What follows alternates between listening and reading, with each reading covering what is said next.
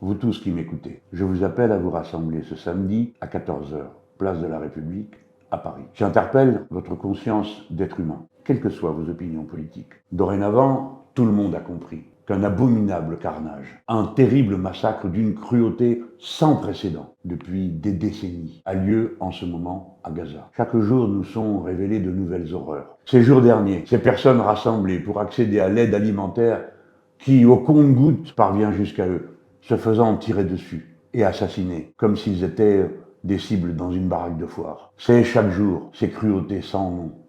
La famine qui tue les enfants, la barbarie des soins donnés comme on peut, les maladies qui s'attrapent parce que le siège est complet. Chacun d'entre nous, un jour ou l'autre, s'interpellera lui-même. Qu'ai-je fait? Ai-je fait quelque chose? Ai-je agi?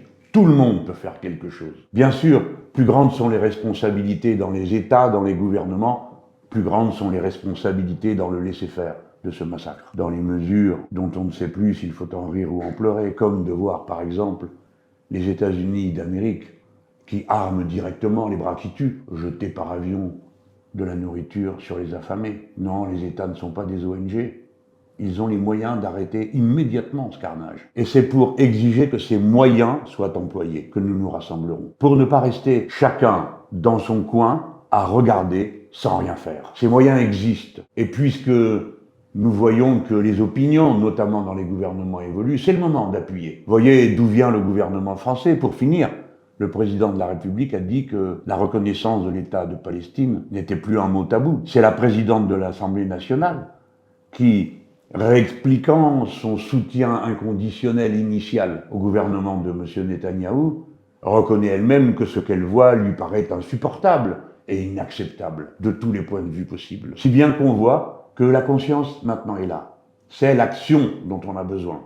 Si la France cesse de fournir des armes, si la France intervient au Conseil européen pour exiger que l'Union suspende sa coopération avec Israël, s'il est entendu qu'on ne livrera plus aucune arme depuis l'Europe, puisque nous en avons d'ailleurs besoin, pour les envoyer en Ukraine, nous a-t-on dit, alors la guerre s'arrêtera. Si les États-Unis d'Amérique interrompent leur livraison, la guerre s'arrêtera, le massacre s'arrêtera. Nous pouvons agir, nous n'avons que la force de notre protestation, mais c'est une très grande force. Ne la sous-estimez pas. Et bien sûr, notre pensée reconnaissante va vers tous ceux qui dans le monde font quelque chose. Et vous avez observé que partout dans le monde, hélas, ce n'est pas le cas en France, mais partout dans le monde, des gens de toute religion, de toute conviction politique se rassemblent pour exiger la fin du massacre. Bien sûr, nous en France, nous avons cette frange radicalisée, violente, agressive, qui ne cesse de pourchasser tous ceux qui protestent contre cette violence.